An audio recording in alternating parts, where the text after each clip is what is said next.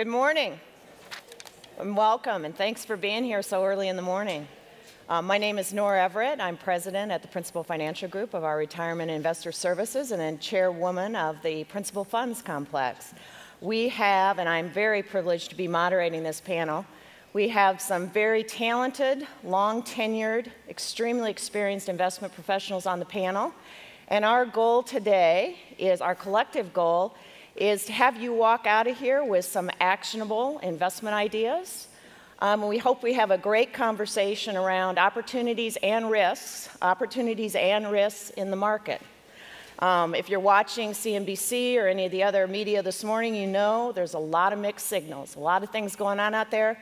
Hopefully this discussion, we may not have all the answers, but we're certainly going to delve into a lot of the issues. So with that, I'm going to actually ask our panelists to introduce themselves. It's going to be quick. It's going to be called our 2-minute lightning round. They're going to introduce themselves, give you a perspective on where they're coming from in their investment background, and then they're going to answer the question, what is today the biggest opportunity or risk in the market? So with that, we're actually going to start with John. Oh, okay. I'm John Calamos. I'm CIO and CEO of Calamos Investments. We're a firm that does convertible securities, growth equities, a number of different strategies. I've been doing it since the 1970s, so I've seen a couple markets in here. So I'm really pleased to be here. Thanks, John. I'm Sarah Ketterer. I'm the CEO and one of the co-founders and one of the fundamental portfolio managers for Causeway Capital. I had a 15-minute commute, so we're just down the road. We manage about $40 billion predominantly for institutions, and we have a thriving mutual fund family. So our investments are made globally, entirely in publicly listed equities. Thanks, Sarah. Morning, I'm Bob Khrushchev. I'm a portfolio manager at Shankman Capital. Prior to that, I was at Credit Suisse for about a quarter of a century in leveraged finance. Shankman Capital was founded about 30 years ago by Mark Shankman, and we focus exclusively on below investment grade debt, really across the capital structure, from converts to structured finance to loans to bonds globally, Europe. And that's kind of the perspective that I come from. Thanks, Bob. Hi. I'm Morris Mark. I'm Chief Executive Officer and Managing Partner of Mark Asset Management. We're focused equity investors with a really good long-term record of growth. We manage hedge funds and institutional accounts. And I think Sarah asked for best opportunity. The best opportunity is to take advantage of all the great changes going on in the world. And the biggest risk is what we don't know. It's the black swan that we haven't thought of yet. And if I was going to guess, I just keep looking at the geopolitical environment. Hard to predict.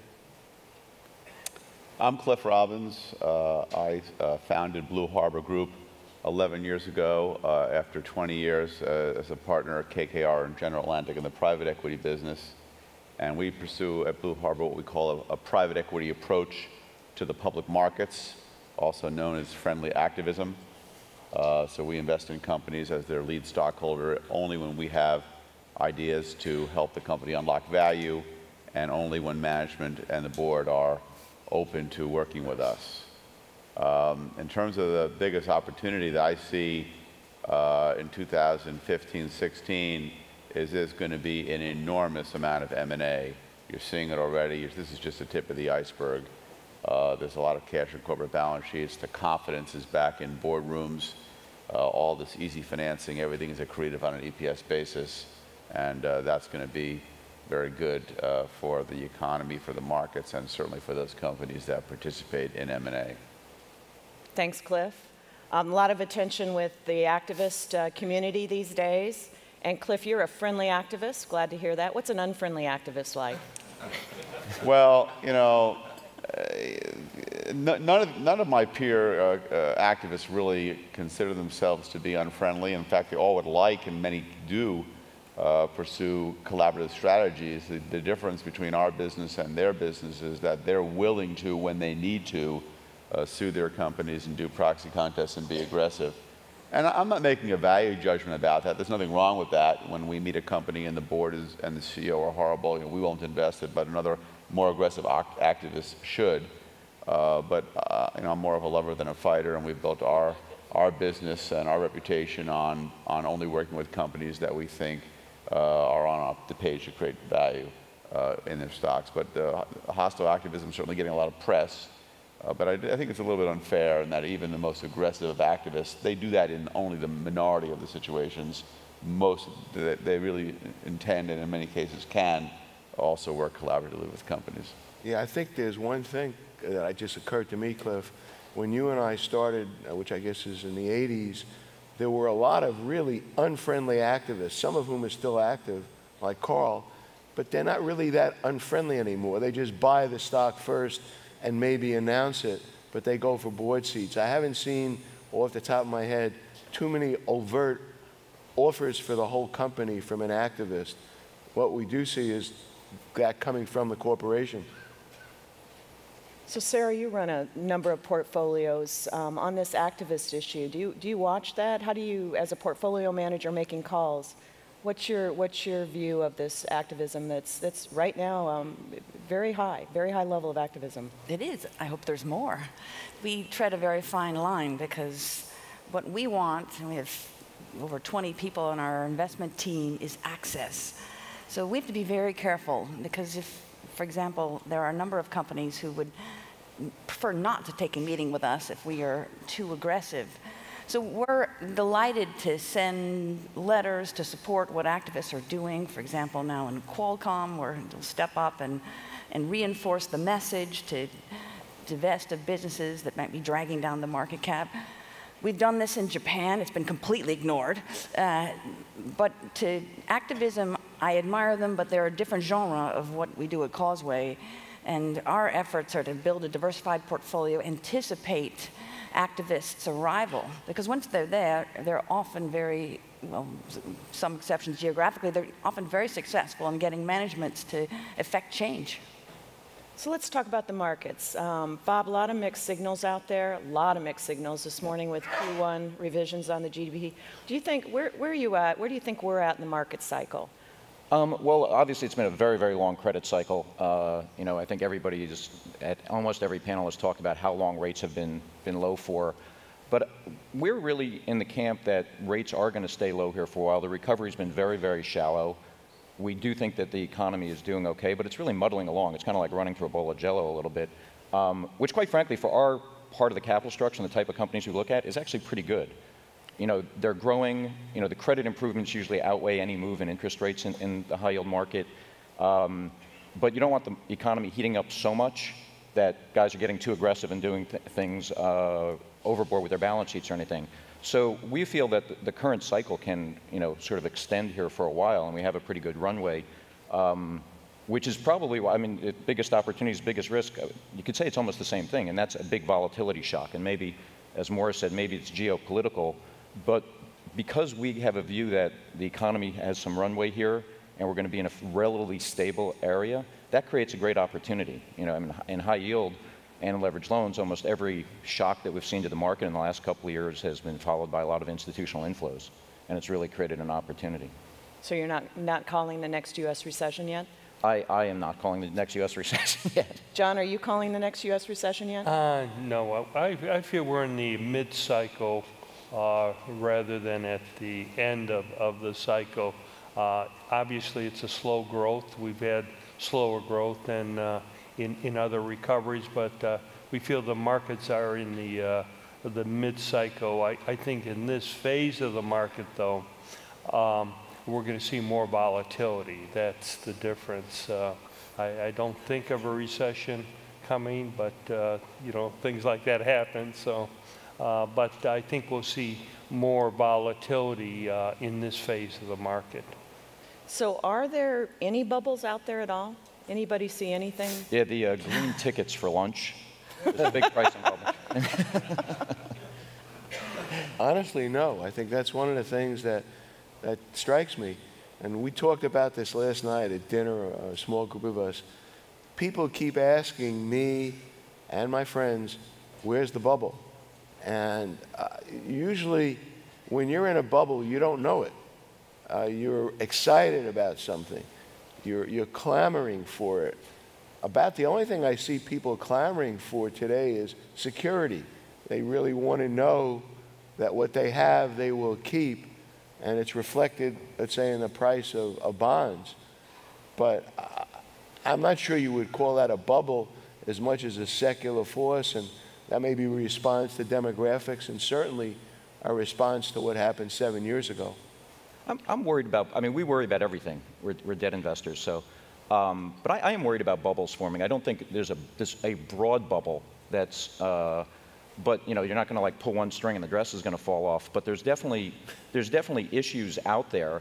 You know, I think, you know, I'm not an expert in it, but I think in some of the biotech companies, we've certainly seen, because of the tax regimes, we've seen valuations go, you know, way up. You know, we worry about some of the rescue financing that we're starting to see in some of the commodity companies. You know, some of these companies don't need rescue financing. They need to just be, you know, the deck needs to be reshuffled and they need to go through a reorganization. And there may start to be a bubble in that area. So Sarah, you've got a global portfolio, international and global, outside the U.S. Commentary on this topic? Yes, well, I would agree you don't know you're in a bubble till it's too late, but there's a lot of stretched out there, and the biggest gap that we see is between economically defensive stocks in Europe or in Asia, even in the US, and their valuations versus those that are economically sensitive, the cyclicals. And the cyclical stocks trade at massive discounts, or think about it the other way, the defenses are at huge premium. If they pay dividends, all the better. It's as if this enormous wave of artificial monetary creation has led to huge asset price inflation, and it's gone to safety. But this is the $100 million question we wrestle with every day, is when the volatility returns, will those stocks be as defensive as investors anticipate? They're trading at multiples far in excess of the market and well into the early to mid 20 times next year's earnings. That's high. That is no room for error. One of the things we talked about earlier this morning together is just the amount of noise that is out for investors. There's so much noise. How do you, as portfolio managers and folks making investment calls, kind of get through that noise? Where do you go to get information that you can rely on, that you think is relevant? Give us your best advice on getting through the noise, John. Yeah, that's interesting. You know, starting in the business way back, I always thought, boy, if I had more information, I could make a better decision. So now you have all the information, and it's still hard to make the good decision. It's almost like information overload, all the noise that's out there. So I think you do have to filter out the noise from what is reality, and I think part of that is thinking a bit more longer term than just thinking what's going to happen tomorrow or next week, or that is thinking about long-term investment themes and what's happening longer term in the world, and then you can take that noise and make it relative to those long-term investment themes. I think an investment theme right now coming, as you pointed out, we're going more from a defensive to maybe a growth area in the markets. So that's, to us, that's a terrific opportunity. How do we take advantage of those opportunities? I think that it's important, I've always felt, to draw a distinction between trading and investing. And there's a lot of noise, information, lots of everything in the market available to investment managers daily. And to me, those can impact trading decisions. But as an investor, I think the most important thing is to have conviction in what you believe and your analysis. And after taking in all the inputs and the noise, you've got to be a person of conviction. And if you can invest with a long-term view and you have conviction, you know, that you'll likely do well. And noise I view as positive. Inputs, they're good to take in along the way, but at some point you have to make your own judgments. And I think, you know, long-term investors, that's what they do. One thing I wanted to offer just about the economy, because it's different from the markets. I like to separate the economy from the markets. I'm not sure what the market's going to do tomorrow. Don't have really a view on that. But I think that the U.S. economy is in pretty good shape. I think the economy is healing. I think that You know, there's a lot to like about it. I think housing is bottomed. I think that the energy complex collapse will be a net positive for a lot of aspects of the economy. And the most important thing that I take on, I meet with chief executives all the time. That's my business, to be large holders of these companies. I can't emphasize the confidence I see in the boardroom. People have a spring in their step. They want to do things. They want to build plants. They want to make acquisitions. They want to work on their capital structure. And that, in my experience, has been a good determinant of how the future is going to unfold. When people don't have confidence, and executives and boards don't have confidence, it's usually a signal that they don't really have a lot of good picture into what their business is going to look like. I'm feeling confidence, and so I think that that's good for the U.S. economy. It's a separate view from the markets, but I think the economy is healing. Good to hear. If I was going to go back to your question, because we were talking about it, a couple of facetious comments, but there really is a message there. Get out of the office. Read a book. I'm really serious. We're longer term oriented. So if you want to understand what's going to happen, you have to understand who's making the decision, what they're about, and what kind of a framework are they operating in. And the second way is we love to go to conferences like the Milken Conference, because you have a chance to step away and learn, but at the same time not get caught up by every comment from your trader. And I talk to some of my analysts now, and I think they're reaching that decision. They're younger, and they're very technologically adept, but they're so technologically adept that they've got everything coming at them, and they don't have enough time to really come back and learn the businesses and the industries that they're responsible for. I think they're learning that they've got to also just shut the door, maybe not even be inside that door, and think. And I think that's really important. You can't understand what's going to happen by trying to get that last part of data. You're going to understand it by knowing something about the world and the people that are running that world, that are managing the businesses that we're ultimately going to be exposed to. I think one of the best ways to cut through the noise really goes back to what I think Cliff and I think Morris were alluding to. That's focus on the companies, because you can watch the news and get all the data thrown at you, but when you really dig into both the numbers on the companies, what management's doing, what they're thinking, that old-fashioned sort of bottoms-up company research really gives you a lot of insight. And the company meetings, their body language, what's going on in the boardrooms, and just their numbers really make a difference. Just, it's old-fashioned, but it works. Well, I'm glad to hear that. There's been a lot of media attention given to passive investing. And obviously, there's a lot of active investors on this stage. I would be interested, Sarah, to get your view on where do you think an active manager can add value these days? If you look at net flows, if you look at headlines, there's certainly a huge appetite for passive. So where is an active manager going to earn their living?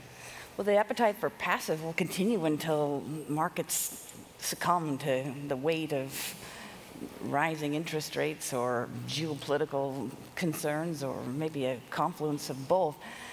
So I consider the passive march will continue, but how do you keep buying expensive indices? At some point in time, you have to say, think about what equities are. And again, that's the only world I know. They're just the present value of a series of cash flows. And that discount rate is what we're all debating right now, is how low is it? Now, if you're going to use current interest rates, you've made an assumption that perpetuity rates aren't going to rise. And we disagree. So looking at the world from a more conservative perspective, you might decide you want not to buy the benchmark, but rather be very careful looking around the world. I just returned from a trip to the UK where I was tromping through biomass conversion plants, which just sounds like a very strange thing to be doing. But I'm looking for yield. I'm looking for businesses. There's a pre-election risk overhanging the stocks, and yet these companies still have the cash flow to pay dividends. If you can get 4 or 5% assured, locked in your hand, then the remaining bit of capital gain isn't so risky. That is about as exciting as watching grass grow, but that's what I think is needed now, and you're not going to get that in the benchmark. You need active management for that. Now we earn our fees. Fixed income? Yeah, I think, we were in one phase of the market where active management didn't seem to be working. And we've gone through phases like that in the past. But active management, I think, continues to work in here. You want to have a commitment to your philosophy and how you're investing. And sometimes that commitment, in a short term, you're lagging. But if you keep that commitment as these markets turn, then you outperform at that phase. So I think that's important, and I think active will come back strong in here in this phase of the market cycle. Thanks, John. In our world, it's almost impossible to copy an index, in high yield because of the liquidity and the size of the markets. And you can look at 3 of the major indexes or indices, whichever you prefer, and they may have very different returns in the high yield market. So that difference in pricing and liquidity and how they're composed. So it's very difficult to see it really effective in our market. The other thing is the high yield market and the whole leveraged debt market is so dynamic. I mean, the names and the issuers turn over so much. You really have to do the credit work to know it. Exactly. Because of what's in there, and because the names are changing, and the credit quality varies greatly. So the constant change in constituents really makes it, I think, very, very hard to be a passive, almost really impossible to be a passive investor effectively in the market. Yeah, I think that when I come to your question, I think first of all there's a question of definition. What do you mean by active or passive? If somebody just focuses on whether they should own spiders or go into the TLT as proxies for equity and fixed income, that's active management. You're just not picking a company and you're just not going into a management, but you're using your ability, assuming you have it, to make a macroeconomic judgment and determine that you can add value doing that. Or you're just making a decision you're not going to do anything with your money. So the question is one of level. I think the way we approach it, I think the best proof of value in active management is the people on the stage. If there wasn't some value to it, we probably would not be here, because I don't think we're here because it's a popularity contest. So I think what we look at, and when I look at, let's just say, the process of creation of wealth, and even people who invest in paper to do that, there are people like Buffett historically, or some of the active managers, for example, on my left, or other people like that, who use the markets to create wealth and don't worry precisely at any given point in time exactly where the market is. And I think that if I looked at it, you say, from our perspective, we're trying to do exactly what you're trying to do, or many people here are trying to do. You're trying to find somebody to invest with because you believe they can help you create wealth or manage your wealth or manage the money you're responsible for. When we look at a business that happens to be public, we want to know who our partner is. I'm really, as of right now, happy to have Mark Zuckerberg as my partner. He owns 11% of that business. He works hard. He's interested in creating wealth. He's created a lot, and I believe he's likely to continue to do that. I don't want to have Dick Costolo as my partner. You keep getting that message. You want people that are good businessmen. You keep looking at everything like that, everything you do. So we're trying to find partners that will help us create wealth. And historically, that's been a very, very profitable thing to do. It's not the question that you originally asked, but I really got to come on to add on to what Morris has said. Well, I'm often asked, what's the most important criteria that you have to invest in a company?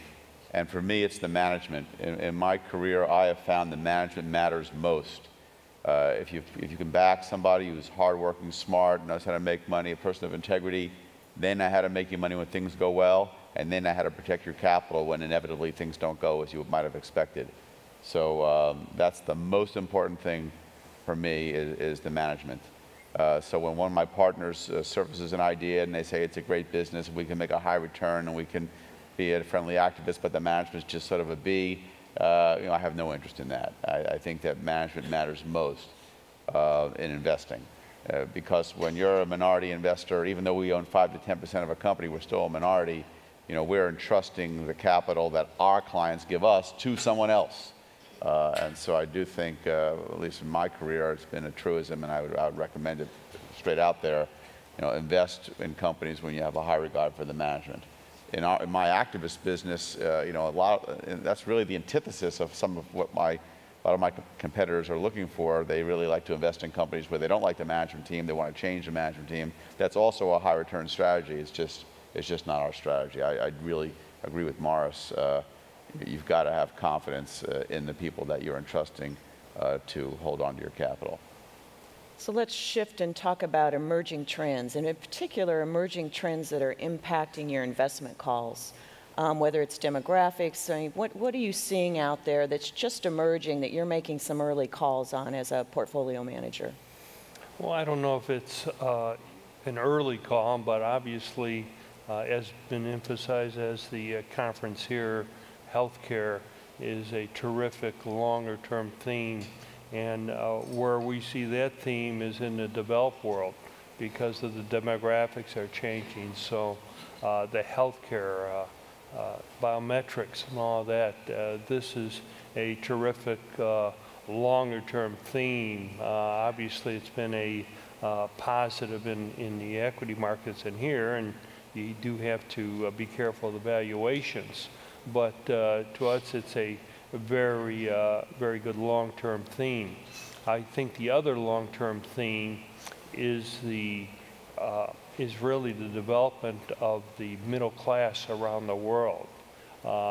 And we need to think, the emerging market's been more of a commodity play for many years, but the development of the middle class around the world in China and other emerging markets, and now in South Africa, from an investment point of view, these are the consumers. They're buying things, and what are they buying in this? That's a very, very exciting longer-term theme. So it's not too much company or country specific. This is, a longer-term theme that I think has a lot of traction to continue. Absolutely. So Sarah, extending that. I don't think I could speak knowledgeably about thematic investing because we work fundamentally from the bottom up, but some themes kind of result from that. And one of them, sort of prosaically, is just the recovery of Europe. You've seen a huge surge in European stocks, and all this without any actual EPS recovery. So the earnings haven't been there. We've had quite a demonstrable 25% plus devaluation of the euro versus the dollar over the last 12 months, and an oil price decline, albeit translated to euro, not quite as significant as it is in dollars, still very helpful for oil importing economies. But there's a whole segment of the European markets that have sort of stagnated, namely the banks. And every time I say banks, people begin, their eyes glaze over. But if you stay with me for a minute, what's fascinating about this is that they suffer when net interest margins, the difference between their cost of funds and their lending rate, shrinks, which it has to vapor. But how much lower can rates go when they're zero? So now the question is, what's next? And that's what's interesting as you look forward. There may be quite significant opportunity to take advantage of entities that participate in the local economy that will ultimately take advantage of rising rates. Maybe this monetary experiment will fail that the Eurozone has embarked on, but I doubt it. The equity market signaling is going to work. I think there's a lot of interesting trends that are developing. One, I think, is probably affecting the technicals more than the markets, and that's demographics. It's not the most original thought in the world, but there's aging demographics in a lot of countries with a lot of wealth, and it's pushing people more toward fixed income. And it has, there's certainly the central bank moves, but it's also affecting the demand in fixed income and affecting rates because, it's supply and demand. So I think that's a big technical that's going on and is probably going to continue for a while. And There's obviously this whole black belt economist debate going on in the blogs between Bernanke and Summers and everybody else about the savings glut, but it's still driving people toward fixed income, and that's an important trend to keep in mind for us.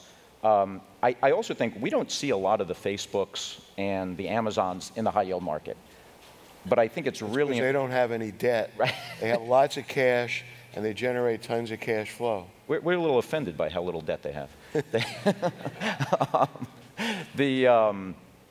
But you know, we have to look and worry about things that are outside of our core market. And the stock values of these companies has gone up so much that they have this amazing currency to go and do things, and they'll probably start to do things away from their core competency, and that's probably going to start to affect a lot of companies that aren't in that exact area.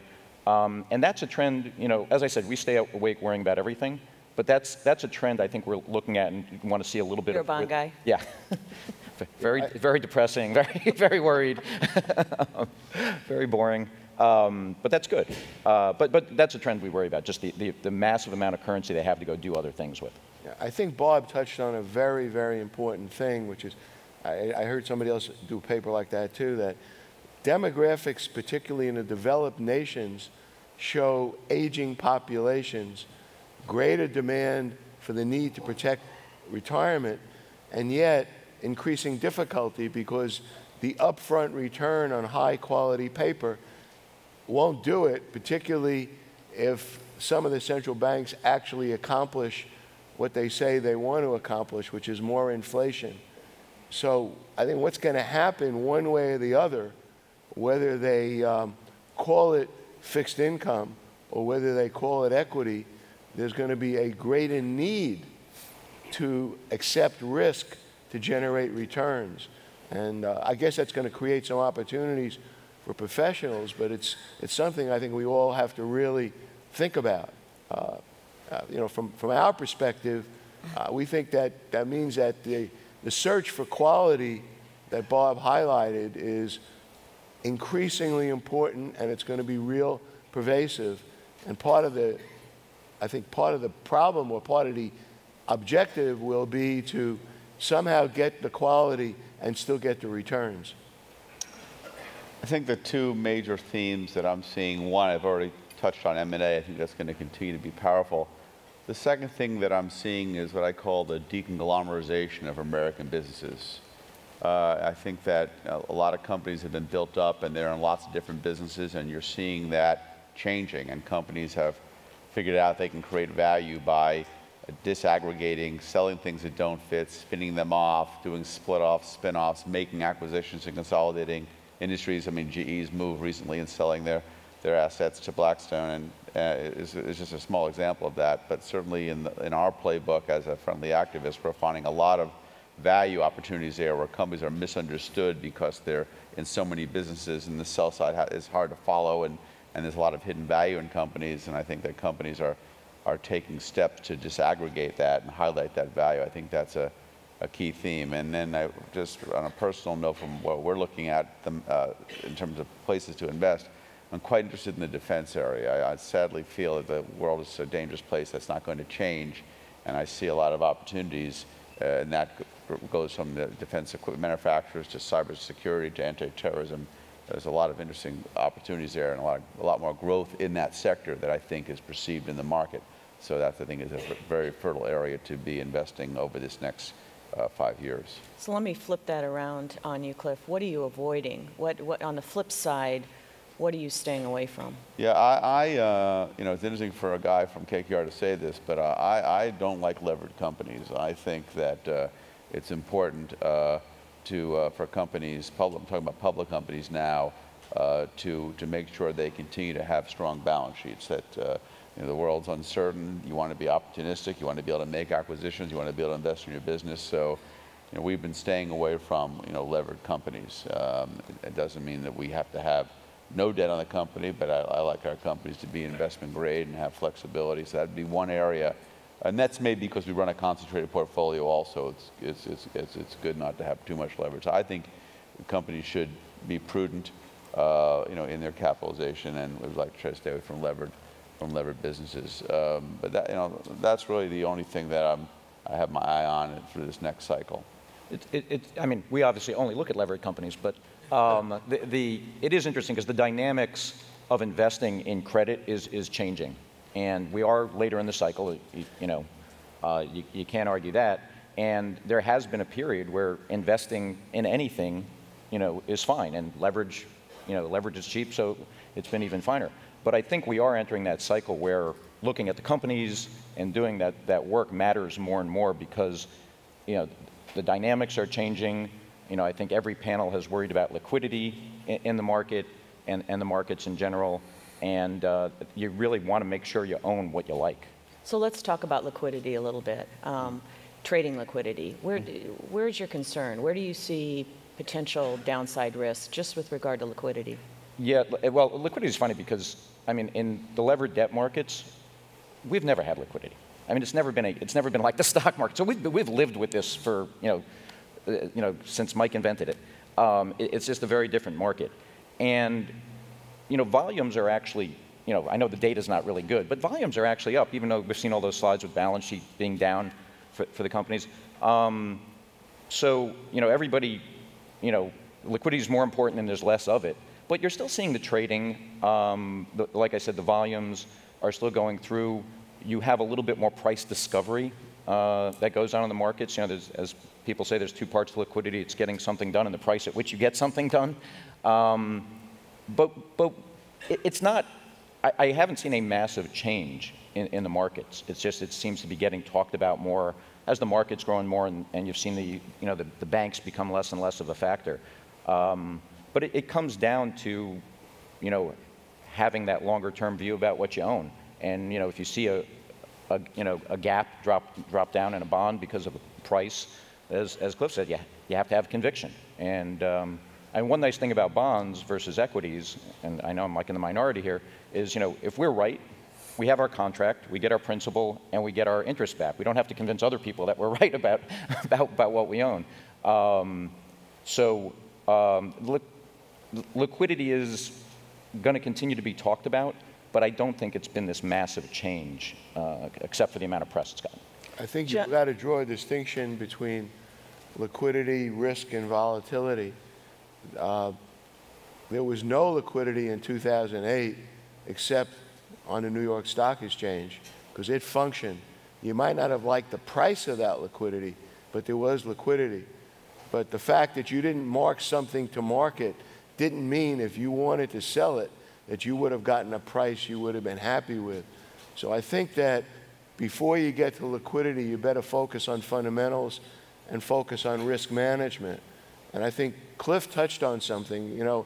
As equity investors, we feel one of the best ways to avoid risk is to never be forced to sell something we don't want to sell. Never have the market force us to sell something.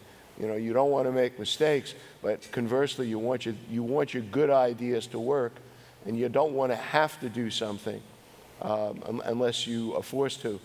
You guys have raised so many interesting questions. I think I want to go back to one thing that Cliff said. In general, we love owning companies. We mentioned one earlier that we have a partnership with, EG, that we're invested in and has no debt. We love that. And one of the experiences we had surviving the downturn of 2008 was owning a lot of names that had no debt, that if they were bonds, should have been rated AAA. But on the other hand, leverage sometimes for certain kinds of businesses in this kind of an environment can be a wonderful strategic weapon. If you have a business model with a great deal of stability and it has financed itself with fixed rate, long-term, low-interest debt, then that becomes a potential weapon on the upside. So you just got to make sure you understand what you're doing, what you're invested in, and what the balance sheet really looks like. I can be specific at some point if you want, Nora. But, sure, go ahead. Okay. Well, you look at all of the news recently about Time Warner Cable, Comcast, Charter, and that entire space. And I think what makes it so intriguing to the entrepreneurs that are involved in it is these are increasingly profitable business models, providing a product for which the demand is just going to be growing almost indefinitely for a long period of time to come, and they can run those businesses and they can borrow the money to run those businesses today on really attractive terms. So I heard everything that Bob said, and I understand the value of getting that contract back. And I know as an investor, I try never to draw a hard and fast line between debt and equity. I know that my fixed income investments, I want to have them because I want to know I want to get my money back. But as money-making vehicles, high-quality fixed income today is an instrument that will not increase in price in terms of what you get for it, and it's trading at 40 or 50 or infinite times earnings in certain countries. It just strikes me as way too expensive. The point of liquidity is hugely important to me in the way we run our business and the way we invest, because we're taking concentrated positions, owning 5 to 10% of these companies, typically for 2 to 3 years at a time. And so it's very important that our investors understand that and we structure our business accordingly. We're managing money for some of the largest endowments, foundations, sovereign wealth funds in the world, and they're giving us the capital for 2, 3, 4 years at a time. And that's very important. Some of the best investments I made were in 2008, or things I didn't have to sell because our partners were behind us. And it's very powerful when I meet with a board of a company to say, I'm going to be with you for 3 years because my investors are with me. So that's just something unique to Blue Harbor's business, but I'm sure everybody here on the stage and other well-funded managers know that you need to match the liquidity of your strategy to the capital that's backing you. That's hugely important. Also, selling is a discipline.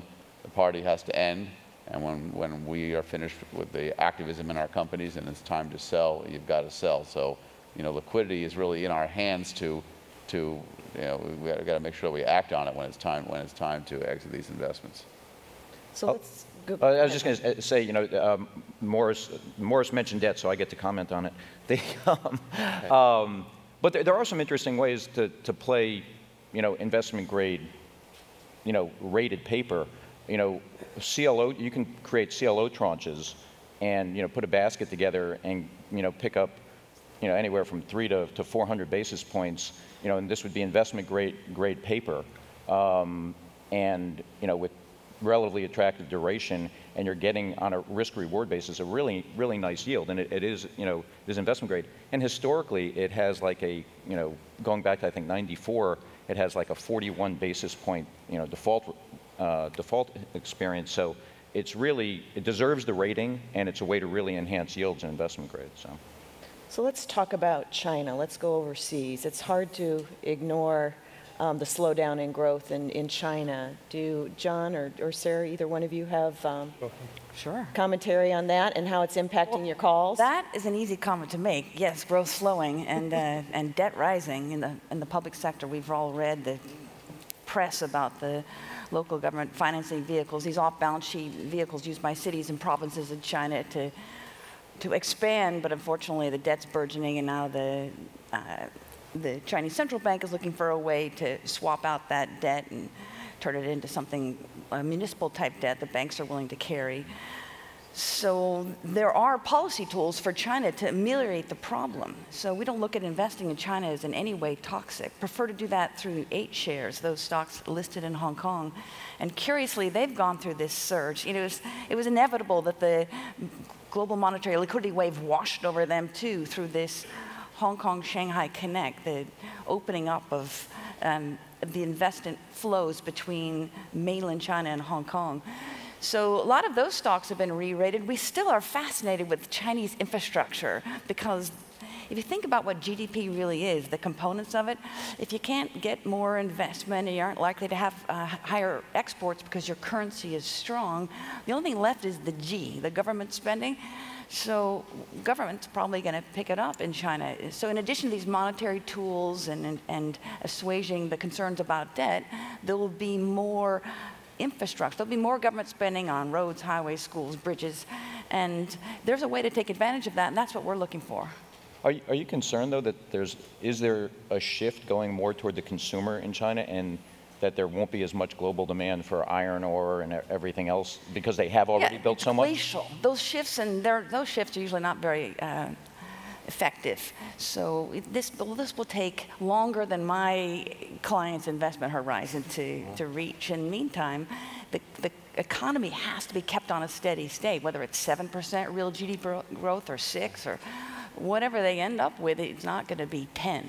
Well, I partially and very respectfully disagree with you in the sense that, one, China is a very entrepreneurial country. Two, it is now the world's, depending on how you measure it, first, second, or third largest economy. Three, you have a government whose credibility has been going up, not down. With this anti-corruption drive, it's increasingly popular, and the objective there, as part of a broad objective, to shift more resources to the Chinese people, to the Chinese consumer, and away from heavy industry.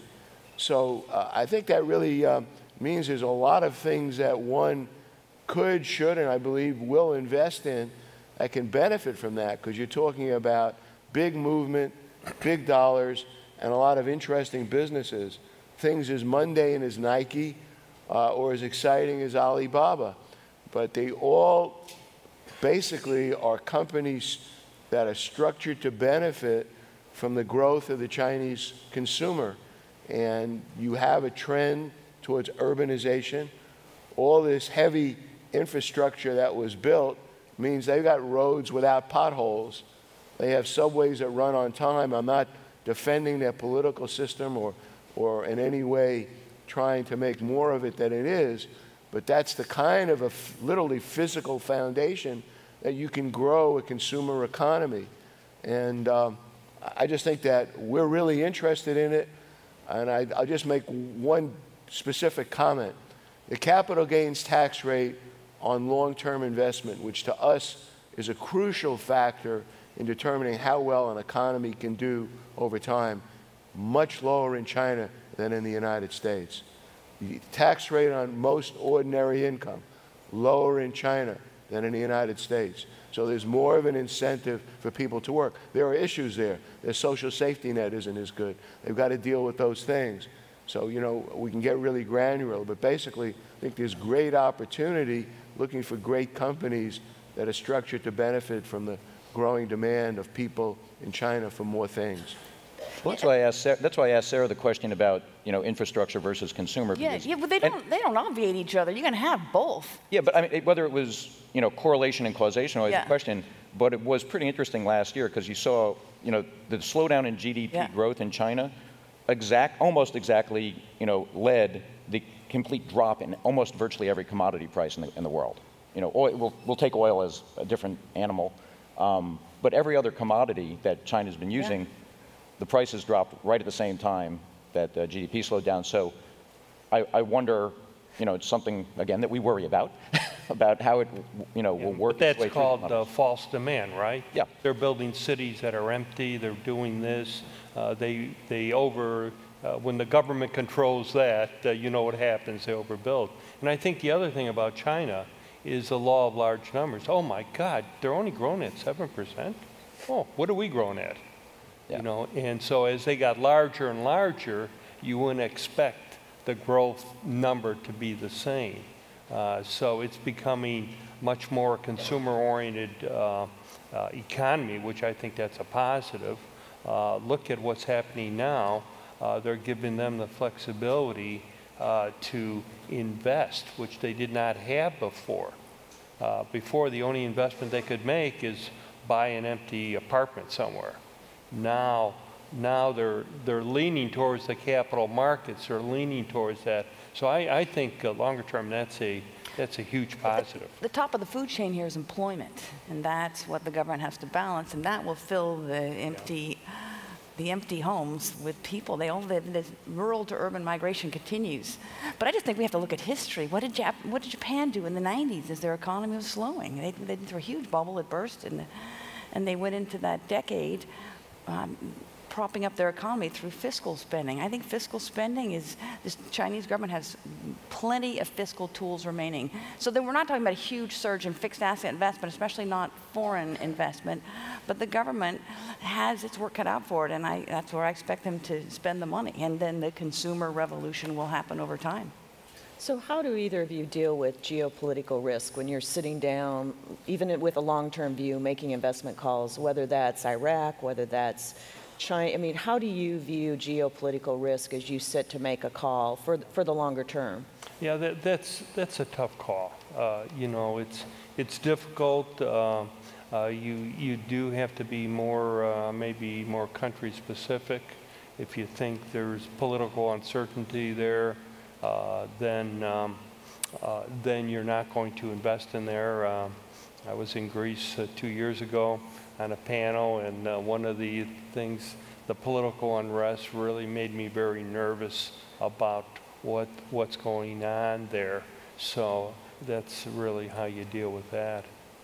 Causeway, how do you? We, in the emerging markets, we use a quantitative model to determine the top-down risk, and then we temper that with the common sense of fundamental research. Just if I had to summarize it succinctly, if we think if the capital markets are to be closed, then we stay away.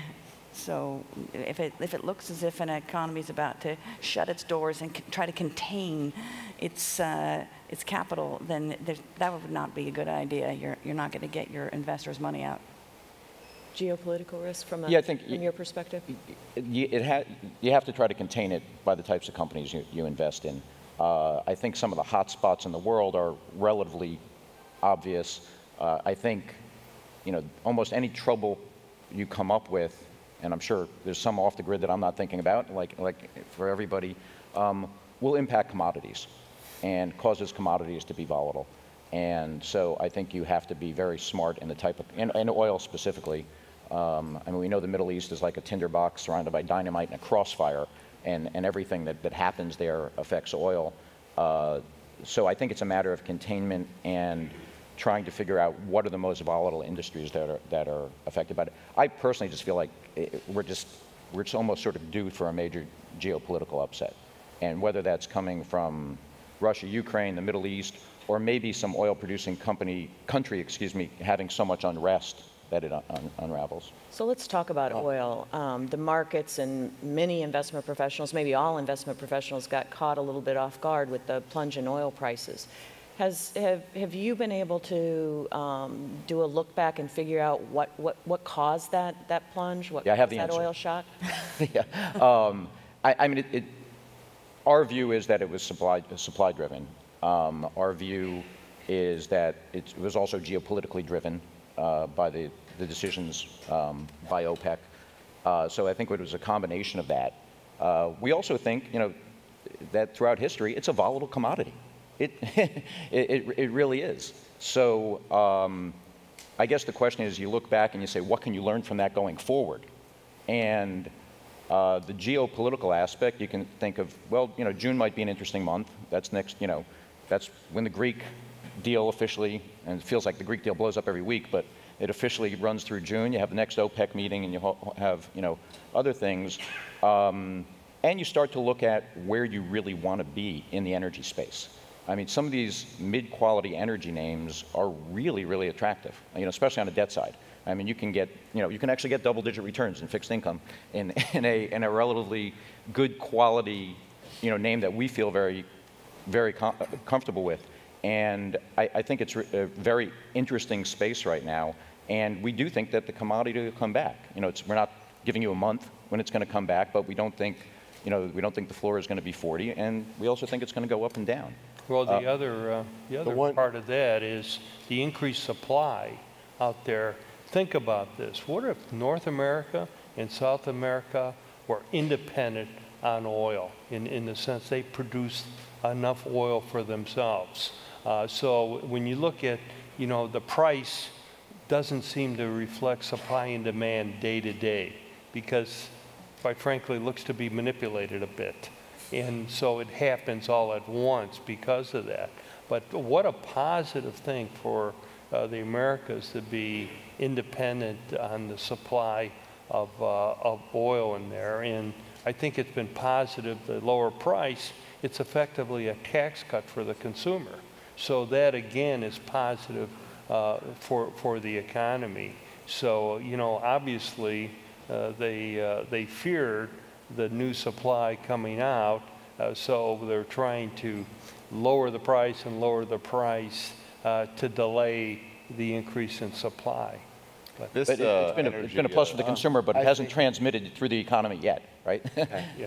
I was going to just say that this whole energy complex collapse, I think, is quite an interesting area of opportunity. Whenever there's dislocation like this, opportunity develops. And particularly in our world, we're looking at a bunch of companies whose fortunes are really not that correlated to energy prices, but they're in the energy world. And that provides an opportunity to make an investment at a very attractive entry price, because the market gets pretty correlated very quickly. And there's some interesting opportunities out there that in energy-related companies whose shares have come under pressure, but they're really not that correlated to energy prices. So I think from an investor taking a fresh look at what's happened, there are some very interesting opportunities, some of the parts plays and others. And you're going to see a lot of consolidation also in the energy space. That always happens in times of dislocation. And you know, the Halliburton Baker Hughes thing was just the first part of that. So I think I'm looking at the energy thing as being a new opportunity, you know, going forward, irrespective of what the movement of the prices will be from here. Well, the value of a lot of the businesses is heavily influenced by the price of, at the margin, one commodity, the price of petroleum. And I think that we just got a demonstration that its commodity aspect, as opposed to its managed price aspect, is now going to be increasingly important. So we sort of became a lot more cautious in that area generically, taking into account the fact that I'm sure there will be, and we're trying to take advantage of the opportunities. But it seems to me that when you look at this, it goes back to your question on geopolitics.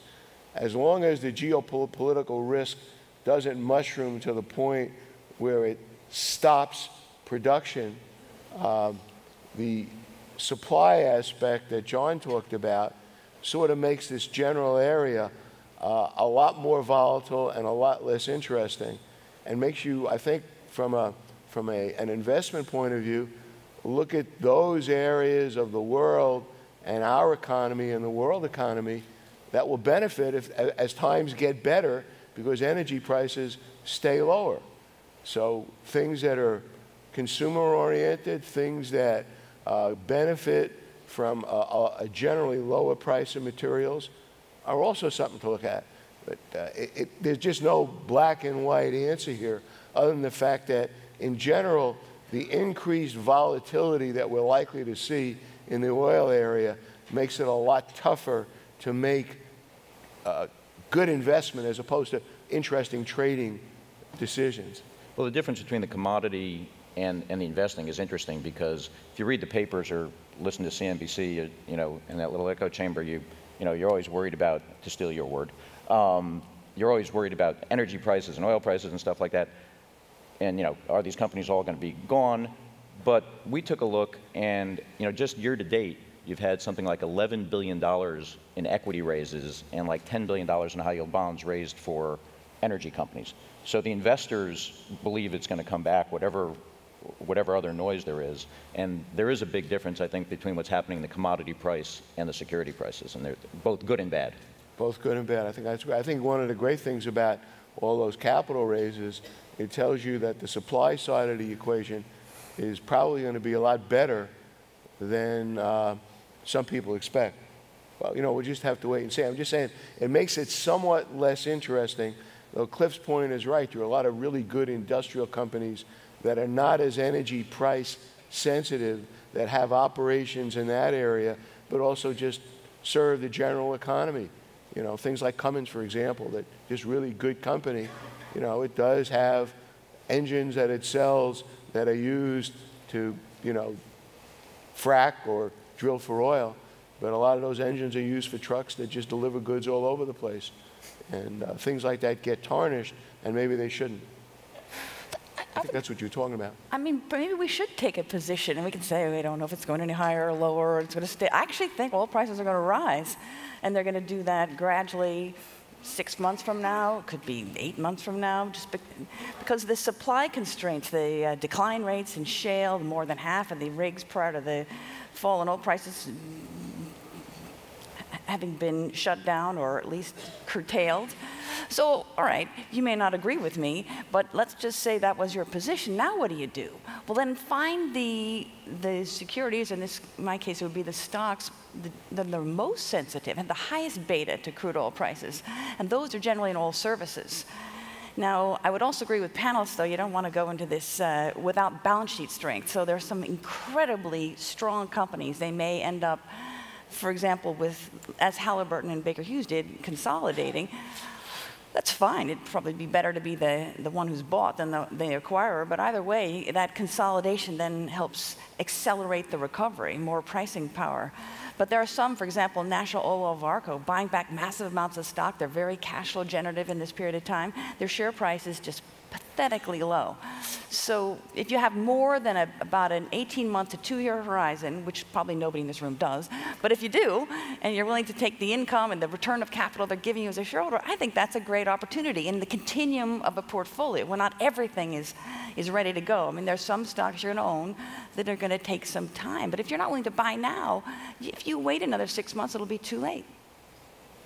So let's shift the conversation. Fundamental question. Why have interest rates in the U.S. been so low for so long? What's driving that phenomenon? I think Bob touched on part of the reason. Demographics are almost forcing people to worry about their long-term security. And the way you do that is to own something that's going to pay off. You superimpose on top of that the fact that we just haven't had, nor is there any immediate evidence of inflation. And then when you put on top of that that we're coming out of the worst financial crisis the Western world has experienced in, I guess, 80 years. And that makes people a lot more cautious over and above demographics.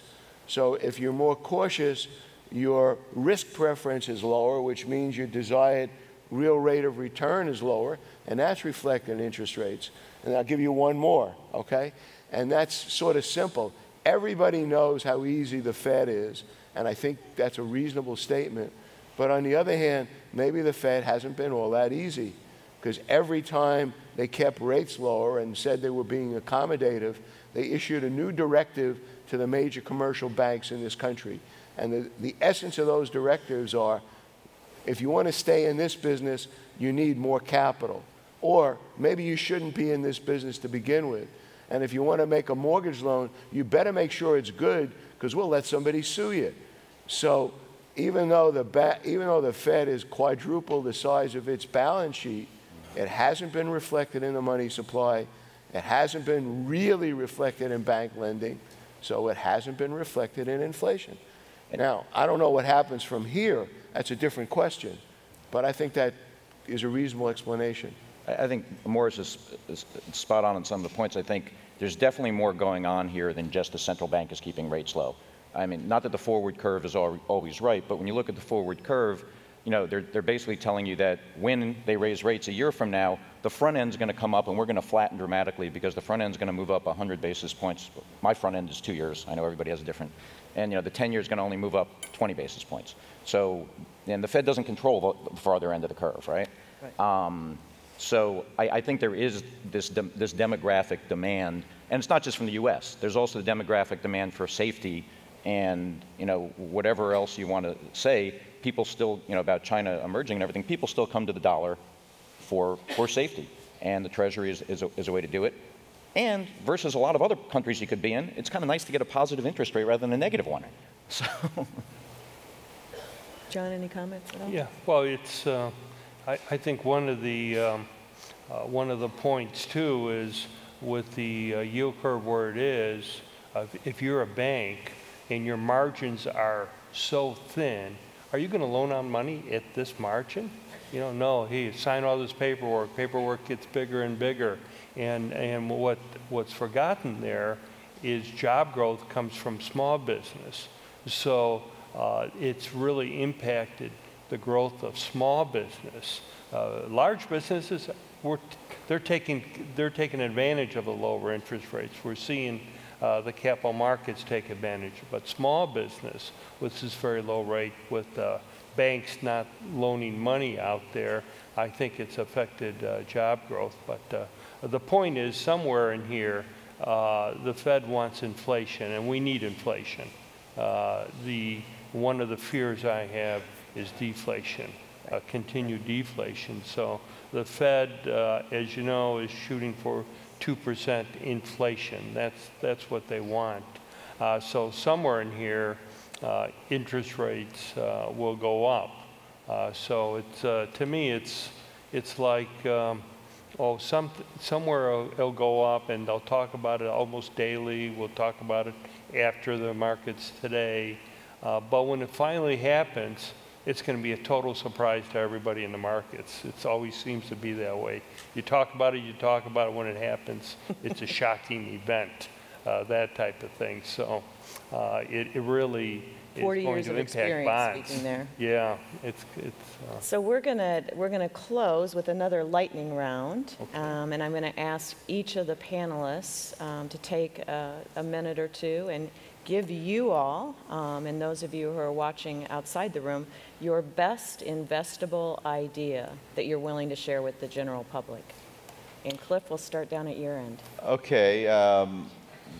The thing I'm most excited about at the moment is a company called Investors Bancorp. And this is a company that we recently disclosed. We own about 9% of this company. And it's a community bank based in New Jersey. Banks in the most interesting market in the country. It has $2 trillion of deposits in that region. It's a lot of wealthy people, lots of businesses, so it's a good place to be. And it's got an excellent management team, and the company just did a second step conversion. It had been a mutual holding company, and it sold its shares to the public in an offering. So it's a $4 billion market cap company, of which $2 billion is in cash. So from a risk perspective, I think the scope to lose money in this investment is very muted. They've got a strong management team, a really good balance sheet, fortress balance sheet, and a good loan book. And the company's trading at about 110, 115% of book value when all the comparable companies trade at 150 to 180%. And that's because it's lugging around this excess capital. It has a 20% ratio of its equity to its book value when comparable banks are at 8%. So we're going to change that, and this is a great management team, and you're going to see them buy back a lot of stock, pay dividends, grow their business, and get that capital ratio down, and we think that will get their valuation, significantly up. There's also M&A the company can do, both on the buy side and one day maybe be a participant in M&A. And the management team, back to something I said earlier, is just super. These guys have run this bank for 10 years. Net income's up 7-fold. They know what they're doing. So in terms of, when I look at an investment, I like to look at the risk and the reward. And what's exciting to me about this is that the risks are very low here. This is a fortress balance sheet, half the company's in cash, well managed, and the opportunity to make a 30, 50, 80, 100% return in this bank over 3 or 4 years, I think is there. So that's one of the more exciting things that I'm focused on. Morris? Hey, I'm going to present this the reverse way that Cliff did. I thought that was a great idea, Cliff. And I couldn't write down the name, so you'll tell me later.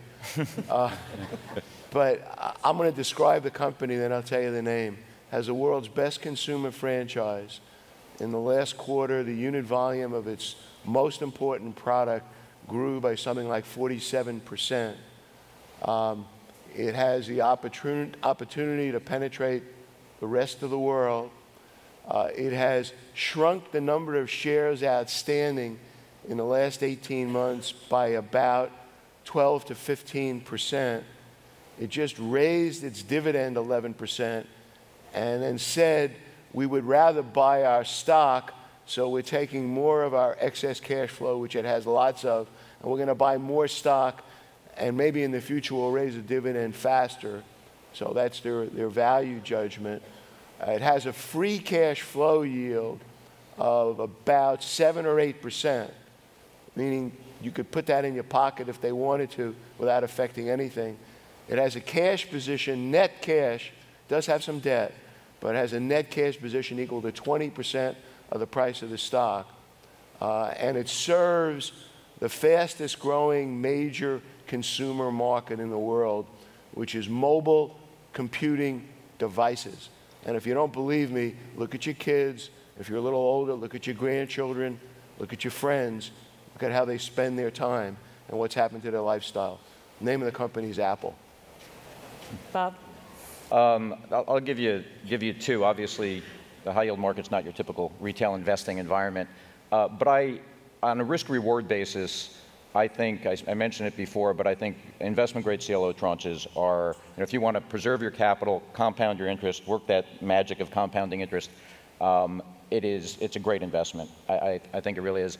I also think that, some of the debt of levered E&P companies, the better quality names, that mid-quality type of name, a basket of those names, an investment portfolio of a basket of those names is a great way to get an outsized return in fixed income right now. Fantastic. Sarah?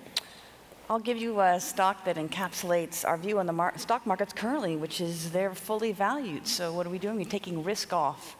So I'm going to recommend a utility based on my trip last week that my colleagues found called Scottish and Southern Energy, and they're in the UK. They're one of the big transmission companies as well as suppliers of electricity. They have a gas business.